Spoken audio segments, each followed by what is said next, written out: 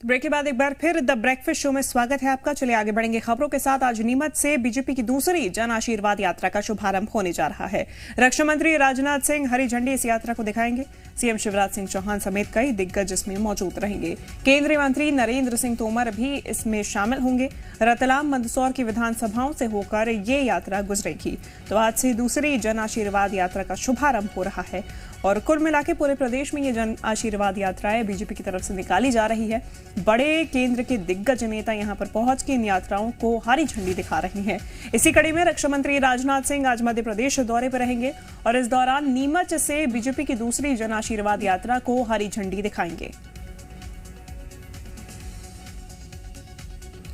CM Shivraj Singh Chauhan समेत कई दिग्गज नेता इस यात्रा में मौजूद रहेंगे शुरुआती दौर में।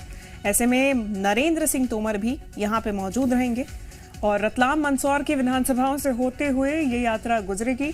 यानी कि रतलाम मंदसौर ये तमाम ऐसे जिले हैं जिस पे खासा फोकस बना हुआ है। प्रदेश के हर एक कोने से हर एक वर्ग को साधने के लिए क्षेत्रीय समीकरणों का ध्यान रखते हुए इन यात्राओं को निकाला जा रहा है। केंद्रीय रक्षा मंत्री राजनाथ सिंह इसी के तहत मध्य प्रदेश दौरे पर रहेंगे आज।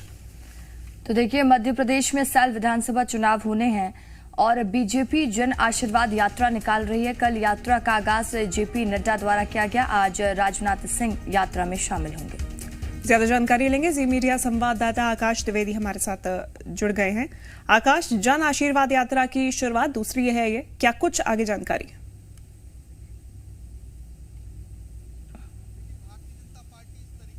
की कुल 5 यात्राएं निकालने जा रही है। पहली यात्रा को कल जेपी नड्डा बीजेपी के राष्ट्रीय अध्यक्ष उन्होंने हरी झंडी दिखाई थी। आज दूसरी यात्रा को केंद्रीय रक्षा मंत्री राजनाथ सिंह रवाना करेंगे। इसके बाद केंद्रीय मंत्री नितिन गडकरी और केंद्रीय गृह मंत्री अमित शाह इसी तरीके से अलग अलग यात्राओं को रवाना करेंगे।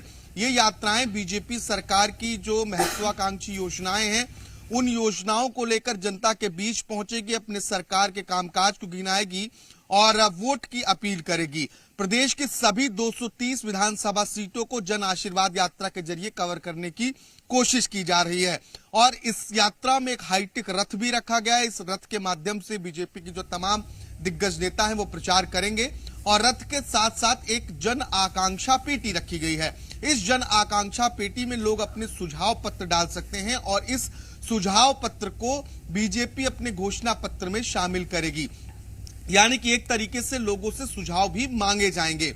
इन सभी यात्राओं का समापन 25 सितंबर को भोपाल में होगा और भोपाल में प्रधानमंत्री नरेंद्र मोदी लाखों कार्यकर्ताओं को संबोधित करेंगे। कार्यकर्ता महासम्मेलन आयोजित किया जाएगा। बीजेपी का मेगा प्लान है विधानसभा चुनाव से ठीक पहले सभी 230 विधानसभाओं तक पहुंचने का, क्योंकि चुनाव बहुत ज्यादा दूर नहीं है और ऐसे में बीजेपी यही चाह रही है कि चुनाव से ठीक पहले एक बार पूरे प्रदेश को नाप लिया जाए, जनता की नब्ज को टटोल लिया जाए। और यही कारण है कि चाहे वो विकास पर्व की बात हो या फिर जन आशीर्वाद यात्रा की बात हो या मुख्यमंत्री जनदर्शन की बात हो, ये तमाम जो यात्राएं और जनदर्शन है इसीलिए की जा रही है ताकि भारतीय जनता पार्टी जनता से कनेक्ट रहे और जो तमाम 18 साल के दौरान शिवराज सरकार ने काम किए हैं और प्रधानमंत्री मोदी की जो केंद्र की जन कल्याणकारी योजनाएं हैं उन योजनाओं के आधार पर लोगों से वोट मांगे, जिसका फायदा विधानसभा चुनाव में मिल सके।